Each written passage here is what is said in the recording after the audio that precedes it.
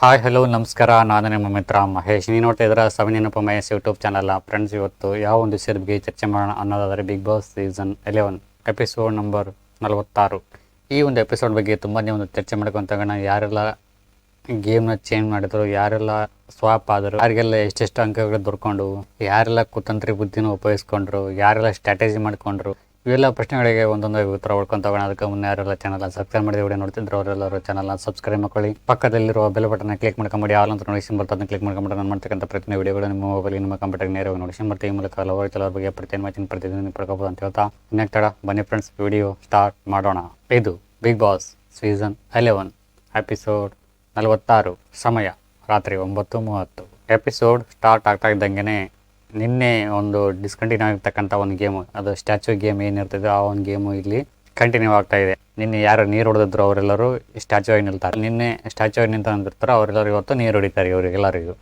So ಈ ಒಂದು ಗೇಮಲ್ಲಿ ಮಂಜು ಅವರಿಗೆ ಮತ್ತು ಭವ್ಯ ಅವರಿಗೆ 50 ಅಂಕಗಳು ದೊರೆಯುತ್ತವೆ. ಹಾಗೆಯೇ ಶಿಶಿರ್ ಮತ್ತು ಚೈತ್ರ ಅವರಿಗೆ 100 ಅಂಕಗಳು ದೊರೆಯುತ್ತವೆ. ಉತ್ತಮ ದಾಳಿಕೋರರಾಗಿ ಮೋಕ್ಷಿತಾ ಮತ್ತು ಧನರಾಜ್ ಅವರಿಗೆ 50 ಅಂಕಗಳು ಸಿಗುತ್ತವೆ. ಈ ಒಂದು ಗೇಮಲ್ಲಿ ಮೋಕ್ಷಿತಾ ಮತ್ತು ಗೌತಮಿ ತಂಡದವರು ಏನಿರ್ತಾರೆ ಅವರೆಲ್ಲ ಸೇರ್ಕೊಂಡು ಈಗ ಊರ ಕಣ್ಣು ಯಾರ ಮೇಲೆ ಅನ್ನೋ ಒಂದು ಸಾಂಗ್ ನಾಡ್ತಾರೆ.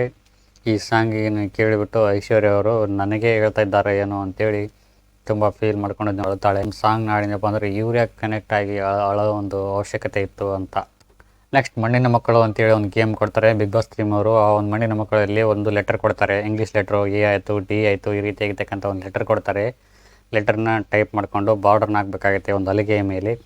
ಸೊ ಹಲಗೆ ಮೇಲೆ ಹಾಕಿ ಯಾರೋ ಒಬ್ಬರು ಸದಸ್ಯರು ಅದ್ರ ಮೇಲೆ ಹಾಕಬೇಕಾಗುತ್ತೆ, ಹೆಣ್ಮಕ್ಳು ಸದಸ್ಯರ ಅದ್ರ ಮೇಲೆ ಈ ರೀತಿ ಕ್ರಿಯೇಟ್ ಮಾಡ್ಕೋಬೇಕಾಗುತ್ತೆ. ಡಿ ಅಥವಾ ಎ ಅಥವಾ ಒಂದು ಲೆಟರ್ನ ಬರಿಬೇಕಾಗುತ್ತೆ. ಸೊ ಆ ಒಂದು ಲೆಟರ್ನ ಮಣ್ಣಿನಿಂದ ಬರಿಬೇಕಾಗುತ್ತೆ. ಆ ಒಂದು ಲೆಟರ್ನ ದಾಳಿಕೋರರಾಗಿರ್ತಕ್ಕಂಥವ್ರು ತಮ್ಮ ಒಂದು ಮಣ್ಣನ್ನು ಹಲಗೆಯ ಮಣ್ಣನ್ನು ರಕ್ಷಿಸಿಕೊಳ್ಳುತ್ತಾ ಒಂದು ಹಲಗೆಯ ಒಂದು ಚಿತ್ರವನ್ನು ಹಾಳು ಮಾಡಬೇಕು. ಈ ರೀತಿಯಾಗಿರ್ತಕ್ಕಂಥ ಒಂದು ಗೇಮಲ್ಲಿ ಮೊದಲನೇದಾಗಿ ಟೀಮ್ನಿಂದ ಹೊರಗೆ ಬೀಳ್ತಕ್ಕಂಥವ್ರು ಯಾರು ಅನ್ನೋದಾದರೆ ಶಿಶಿರ್ ಅವರು ಮತ್ತು ಚೈತ್ರ ಅವರು ಗೇಮ್ ಹೊರಗುಳಿಯುತ್ತಾರೆ. ನಂತರ ಎರಡನೇ ಗೇಮ್ ಸ್ಟಾರ್ಟ್ ಆಗುತ್ತೆ. ಎರಡನೇ ಗೇಮಲ್ಲಿ 2 ಟೀಮ್ಗಳು ಹೊರಗೆ ಹೋಗಬೇಕಾಗುತ್ತೆ. ಹೊರಗೆ ಹೋಗತಕ್ಕಂಥ ಟೀಮ್ಗಳಿಗೆ 50 ಅಂಕಗಳು ಸಿಗ್ತವೆ.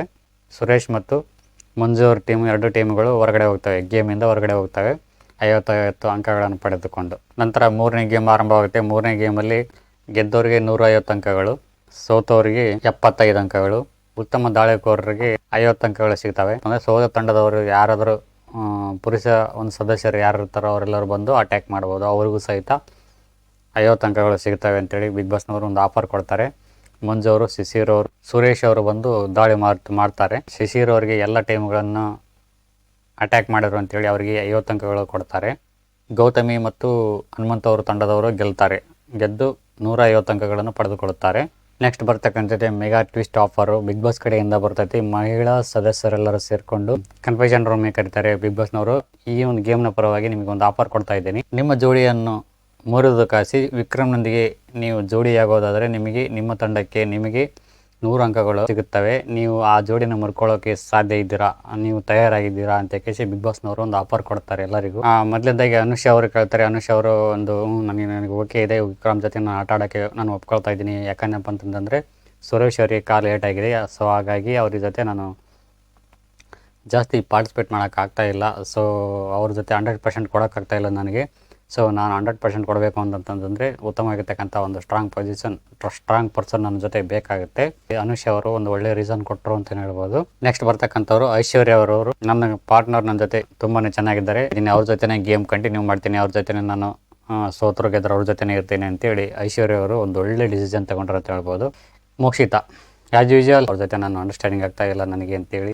ಇನ್ನು ಭವ್ಯ ಅವ್ರ ವಿಚಾರಕ್ಕೆ ಬಂದಪ್ಪ ಅಂದರೆ ಭವ್ಯ ಅವ್ರು ಸಹಿತ ನನಗೂ ಬೇಕು ವಿಕ್ರಮ್ ಅವರು ಅಂತ ಹೇಳ್ತಾರೆ. ನನಗೆ ಮಾಡತಕ್ಕಂಥ ಮೋಸ ನನಗೂ ಇನ್ನೂ ಅರ್ಗಿಸ್ಕೊಳಕ್ಕಾಗ್ತಾ ಇಲ್ಲ ನನಗೆ. ಸೊ ಹಾಗಾಗಿ ನನಗೂ ಇರಲಿ ವಿಕ್ರಮ್ ಅವರು ಅಂತೇಳಿ ಭವ್ಯ ಅವರು ಒಂದು ರೀಸನ್ ಕೊಡ್ತಾರೆ. ಬರ್ತಕ್ಕಂಥದ್ದೇ ಚೈತ್ರ. ಮಾಡಬಾರ್ದಾಗಿತ್ತು ಈ ಒಂದು ಕೆಲಸನ, ಬಟ್ ಮಾಡಿಬಿಟ್ರು. ಶಿಶಿರ್ ಅವರು ಅವ್ರಿಗೋಸ್ಕರ ನಾಮಿನೇಷನ್ ಪ್ರಕ್ರಿಯೆಯನ್ನು ಬಿಟ್ಕೊಟ್ಟಿರ್ತಾರೆ. ಅಂದರೆ ನಾಮಿನೇಷನ್ ಆಗೋದನ್ನು ಬಿಟ್ಕೊಟ್ಟಿರ್ತಾರೆ. ನೀನೇ ಆಗೋ, ನೀನು ಒಳ್ಳೆ ಪ್ರೂವ್ ಮಾಡ್ಕೋ ಅಂತೇಳಿ. ಸೊ ನಿನ್ನೆ ಇರ್ತಕ್ಕಂಥ ನಾನು ಎಷ್ಟೋ ಸಾರಿ ಆರಿಸಿದ್ದೆ ಅವರಿಗೆ, ಇವರು ಒಂದು ಜೋಡಿ ಚೆನ್ನಾಗಿರಲಿ, ಇದೇ ರೀತಿ ಕಂಟಿನ್ಯೂ ಆಗಿರಲಿ ಅಂತೇಳಿ. ಅಯ್ಯೋ ಚೈತ್ರ ಮಾಡಿದ್ರು ಡ್ರಾಮಾ, ಸಿಕ್ಕಾಪಟ್ಟೆ ಡ್ರಾಮಾ ಮಾಡಿದ್ರು ನಿನ್ನೆ. ಅದೇ ಡ್ರಾಮಾನ ನಂಬ್ಕೊಂಡು ಶಿಶಿರ್ ಅವರು ಕೆಟ್ಟರು ಅಂತಲೇ ಹೇಳ್ಬೋದು. ಅಂದರೆ ಚೈತ್ರ ಅವರು ಮಾಡಿದ್ದು ಒಂದು ಲೆಕ್ಕದಲ್ಲಿ ಆಟದ ವಿಚಾರವಾಗಿ ಹೇಳ್ಬೇಕಂತಂದರೆ ಸರಿ ಇದೆ. ಯಾಕಂದಪ್ಪ ಅಂತಂದರೆ ಮೊನ್ನೆ ಶಿಶಿರ್ ಅವರು ಮಂಜು ಅವರು ಸೇರ್ಕೊಂಡು ಚೈತ್ರ ಅವ್ರ ಟೀಮ್ನ ಅವ್ರಿಗೆ ಇಟ್ಟರು, ಅದು ಸ್ಟ್ರಾಟಜಿ ಆಯಿತು. ಇವ್ರು ಉಳ್ಕೊಳ್ಳೋಕ್ಕೋಸ್ಕರ ಗೇಮ್ಗೋಸ್ಕರ ಹೊರಗಡೆ ಅದು ತಪ್ಪೇನಿದೆ, ಅದು ಸ್ಟ್ರಾಟಜಿ. ಆದರೆ ಇದು ಸ್ಟ್ರಾಟಜಿನೇ, ಒಪ್ಕೊಳ್ಳಿ. ಬಟ್ ಮಾನವೀಯತೆ ದೃಷ್ಟಿಯಿಂದ ನೋಡೋಕೆ ಹೋದರೆ ಇದು ತಪ್ಪಾಗುತ್ತೆ. ಒಂದು ಆಟದ ದೃಷ್ಟಿಯಿಂದ ನೋಡಬೇಕಾದ್ರೆ ಇದು ಪರ್ಫೆಕ್ಟ್ ರೈಟ್ ಅಂತ ನನ್ನ ಒಂದು ಅನಿಸಿಕೆ.